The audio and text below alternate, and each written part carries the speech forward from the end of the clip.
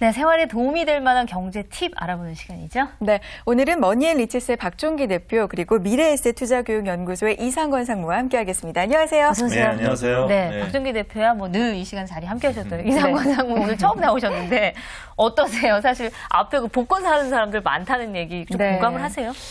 그렇죠. 아무래도 이제 복권은 이제 경제가 오히려 불황 때도 잘 팔리거든요. 아. 근데 이제 사실 이제 합리적인 사고의 입장, 확률적 입장에서 보게 되면 그건 굉장히 하지 말아야 될 대표적인 행위 중에 하나거든요. 그러면 네. 확률 자체가 이제 로또 복권 당첨률이 이제 길거리 지나가다가 이렇게 내가 벼락에 맞아서 죽습니다. 네. 다시 한번 살아나요. 네. 재수없게 또 맞아요. 그리고 나서. 네. 그리고 또 살아나요. 네. 그 확률이거든요. 아. 그렇기 때문에 사실은 와닿네요.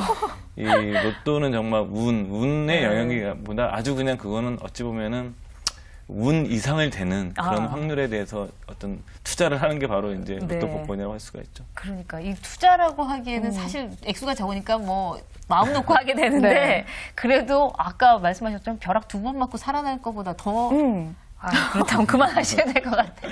그러니까 와닿죠, 정말. 예, 정말 와닿네요. 네. 예. 오늘 생활에 도움이 되는 경제팁 먼저 알아볼 텐데요. 오늘 어떤 내용 준비하셨어요, 대표님? 네, 오늘은 그 요즘 인기가 있는 그 네. 저축성 보험에 대해서 말씀을 드리겠습니다. 네. 저축성 보험 판매량이 정말 늘어났다는 기사 본 적이 있는데 이렇게 네. 인기가 높은 이유가 우선 뭘까요? 예, 지금 올 상반기만 해도 그 작년 대비해서 한 2배가 높은 한 3조 원 가량 팔렸습니다. 네. 그건 아무래도 요즘 금리도 낮고 또 이런 상황이 계속 오래 가다 보니까 사람들은 자연적으로 좀 높은 금리를 찾아서 가게 되는 거고 그렇죠. 또 무엇보다도 요새 보면 그 홈쇼핑 보면 많이 이렇게 선전을 하잖아요. 그렇죠. 광고를. 많이 해요. 예, 많이 네. 하고 뭐 무슨 여러 가지 목적으로도 하고 네. 있는데 그런 게 다 복합되다 보니까 네. 또 이게 많이 팔리지 않나 이렇게 생각합니다. 그 저축은행 사태도 좀 영향이 있지 않나 싶어요. 사실 저축은행이 일반은행보다 조금 더 높았잖아요. 그렇죠. 그래도. 근데 지금 막 그런 문제들도 있고 네. 그러니까 이쪽으로 좀 많이 몰리는 게 아닌가 이런 생각이 들어요. 그래서 네. 이거 생명보험사, 손해보험사까지 다 지금 상품 나오고 있는 거 아닙니까? 예, 그렇죠. 그러니까 네. 이게 예전에는 그게 생명보험사에서만 팔았는데 네. 지금 이게 작년부터 한 10년 전부터 바뀌어서 네. 손해보험사도 같이 팔고 있는데 서로 금리가 경쟁적으로 합니다.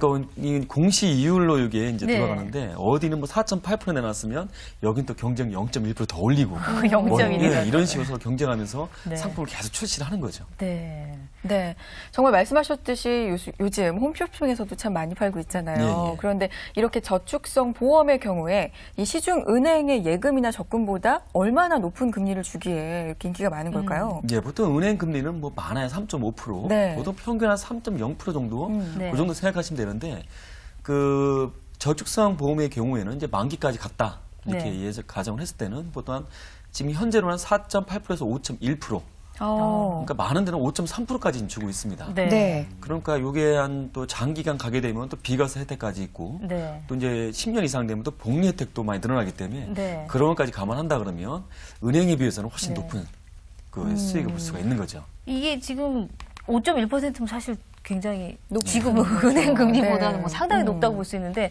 문제는 우리가 왜 금리를 뭐 금통에서 결정한다 뭐 이렇게 얘기들을 많이 하고 전반적인 분위기가 어떻게 된다 뭐 이런 얘기를 하잖아요. 그렇죠, 예. 금리가 하락을 하면 이 공시이율이라는 것도 같이 떨어지는 거 아닐까요? 네, 맞습니다. 이게 예. 그 한국은행에서 발표하는 금리에 따라서 네. 공시율도 마찬가지로 오르락내리락 합니다. 네. 근데 그 저축은행의 장점 중에 하나가 네. 아무리 금리가 떨어져도 어느 정도의 이율을 보장해주는 제도가 있습니다. 아. 이게 이제 최저 보증 이율이라고 그러는데 네. 이게 많게는 3%까지 보장을 해줍니다. 4%요? 3%까지요. 3%? 아. 예, 그러니까 아무리 금리가 떨어져도 이 상품만큼은 3%까지 무조건 보장을 해준다. 네. 이런 장점이 또 있는 거죠. 아.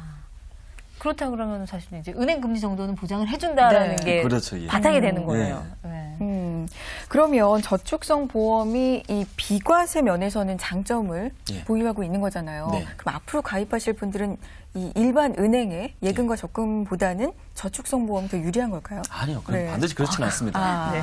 뭐 그렇다 그러면 다 이게 들 수밖에 없겠잖아요. 네. 그죠? 예. 요것도 이제 그 기간이라는 함정이 있는데 네. 이 저축성 보험의 경우에는 10년 이상의 납입을 할 경우에만 은행보다 낫다는 겁니다. 네. 제가 그걸 좀 비교를 해드리면 네.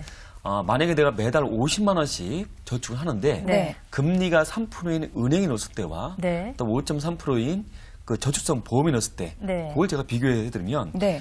은행에 넣게 되면 5년 있으면 만기금이 3,193만 원이 됩니다. 네. 근데 보험사에 넣게 되면 3,015만 원으로 그 은행보다 178만 원이 적습니다. 네. 그러니까 5년을 넣었을 때 네. 그리고 7년이 넣었을 때는 은행의 경우는 4,577만 원이 되고 네. 그리고 보험사는 4,558만 원. 이것도 7년까지 넣었음에도 불구하고 19만 원이 오히려 적습니다. 은행보다. 네. 아. 하지만 그 10년이 되게 되면 이게 네. 확 또 이제 반전이 되는데요. 네.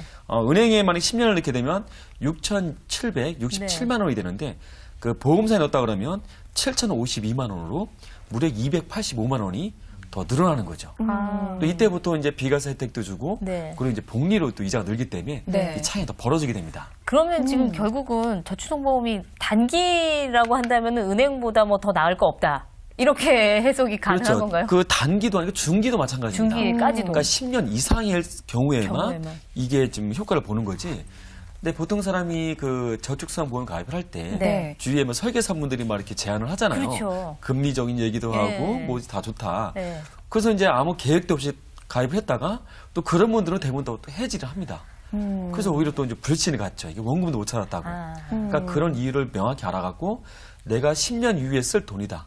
그럴 경우면 가입을 하셔야 되는 겁니다. 그렇겠네요. 이게 요즘에 이게 인기라 그러니까 무조건 들고 보자라고 들었는데 그거 얼마 있다가 그냥 안 되겠다. 돈도 지금 당장 이렇게까지 많이 못 들어가고 이런 거 찾으면 아무 소용이 없다는 거잖아요. 그렇죠. 그러니까 네. 요거를 가입할 때 제가 네. 볼 때 목적이 한 3가지 정도밖에 없는 것 같아요. 그러니까 첫 번째는 뭐 노후자금이나 네. 아니면 그 자녀들 학자금 자금. 좀 자녀가 좀 장기간으로 볼 수 그렇죠. 있는 자녀가 거죠. 어리다 그러면 네. 또 한 경우는 뭐 집안의 행사 같은 거. 네. 예를 들어 10년 뒤에 뭐 칠순잔치가 있다. 네. 뭐 결혼 기념일 있다. 네. 이렇게 명확한 목적이 있을 때 이걸 가입을 해야지. 그렇지 않고 그냥 뜬금없이 가입했다가는 네. 아마 그 저축 상품 중에서 이걸 제일 먼저 생각하지 않을까. 그렇게 생각을 합니다. 네.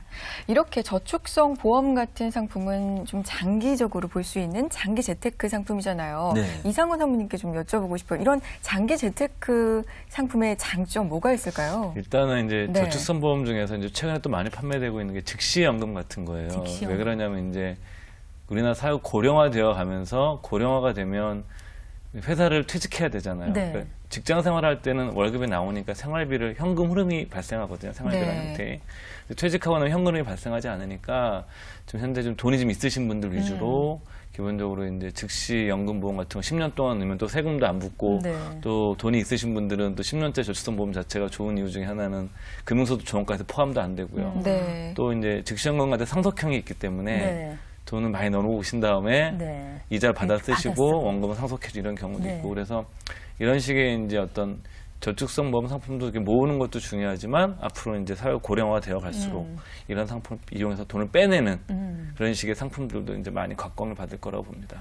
그러니까 이게 지금 넣어놓고 한꺼번에 하는 상품도 있고, 이제 지난번에도 연금에 대해서도 네. 한번 얘기한 적이 있지만, 이렇게 나중을 생각해서 모아뒀다가 빼서 쓸 수 있는 장치를 마련해 주는 거, 이제 그런 게 필요하고, 길게 놓고 봤을 때가 이율이 훨씬 높다는 걸 좀 염두에 두셔야겠네요. 특히나 저축성 보험의 그렇죠. 경우. 네. 대부분 뭐 중간에 해지를 하면 네.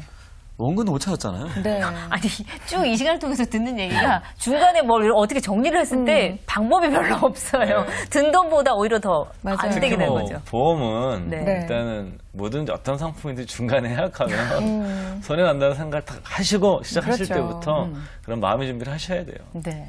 그러니까 네. 가입 그 보험사에 나오는 그 가입 설계서를 볼 때 네. 그 제일 먼저 보는 게 네. 이거 몇 년 정도 지나야 본전이 되느냐. 그럼 내가 중간에 깨면 이거를 얼마나 네. 찾냐. 네. 이거부터 사람들이 보거든요. 네. 그러니까 깰 생각부터 하기 때문에 아. 그런 분들은 좀 자제를 하시고.